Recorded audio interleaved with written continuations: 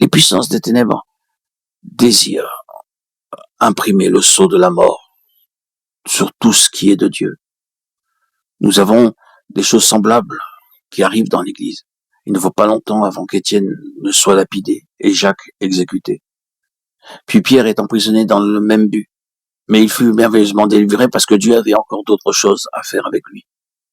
Paul s'est trouvé souvent en danger de mort, désespérant parfois de conserver la vie. C'était un combat contre la puissance de la mort. Puis, ce furent des persécutions terribles, dans lesquelles des dizaines de milliers de chrétiens furent appelés à donner en témoignage leur vie, qu'ils n'estimaient pas plus précieuse que leur mort. Cela s'est poursuivi.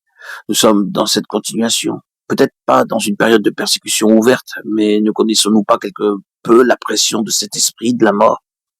Ah oui, assurément. Tout cela est très réel. Il s'agit bien de la contestation à cause de Sion. C'est la bataille pour la vie du peuple de Dieu.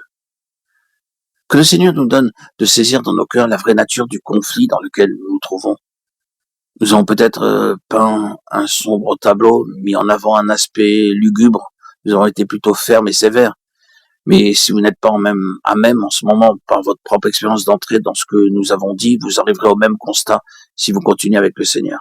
Vous entrerez de manière très réelle dans cette contestation à propos de Sion. Je désire vivement que nous voyions cela plus clairement, que nous le reconnaissions de manière plus effective. Nous ne pourrons jamais chercher le Seigneur de manière adéquate en relation avec ce conflit et entrer en ligne avec son intention qui est de vaincre, d'être pour lui l'instrument dont il a besoin et qu'il désire que nous soyons jusqu'à ce que nous soyons pleinement conscients de la nature de la contestation.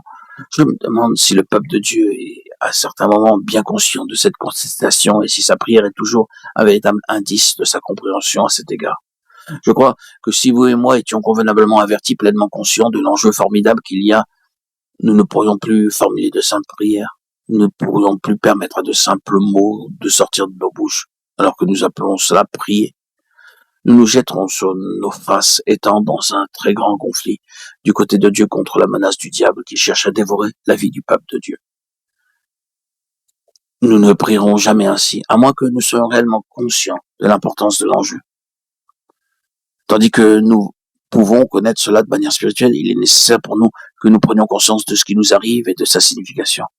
L'explication de beaucoup de lourdeur et de beaucoup d'expériences difficiles n'est pas simplement le fait que nous ayons pris un repas qui ne nous convient pas ou que nous ne nous sentions pas trop bien et qu'ainsi nous sommes incapables de prier comme nous le voudrions. Non, il ne s'agit pas simplement de quelques maladies physiques dont nous souffrons. Cela n'est pas quelque chose qui pourrait s'expliquer de façon toute naturelle. Derrière ces choses se trouve si souvent une autre puissance. Nous pouvons nous trouver malades dans notre corps pour une raison qui n'a pas d'explication naturelle. Notre énergie même et notre vitalité physique ou mentale peuvent être séparées et nous disons que nous sommes fatigués. Mais il y a une autre explication à cela.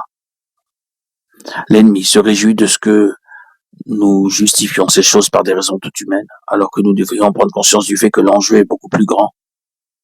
Demandons-nous quelle est la tendance de cette chose, quel en est l'effet. Est-ce pour détruire notre vie de prière?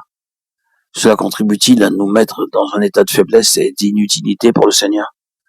S'il en est ainsi, sommes-nous sur le point de l'accepter? Telle est la question. Beaucoup de choses qui semblent parfaitement naturelles ne devraient pas être acceptées par le peuple de Dieu. Nous avons besoin de tout éprouver et de vérifier si, après tout, la chose est entièrement naturelle et si rien n'est caché derrière cela.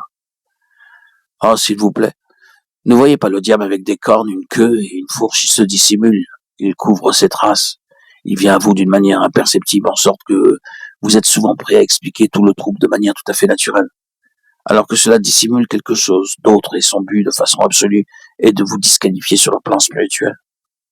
Frères et sœurs bien-aimés en Christ, chers amis, nous devons prendre conscience de l'importance de l'enjeu pour le peuple de Dieu aujourd'hui et cela n'est rien de moins qu'une question de vie ou de mort.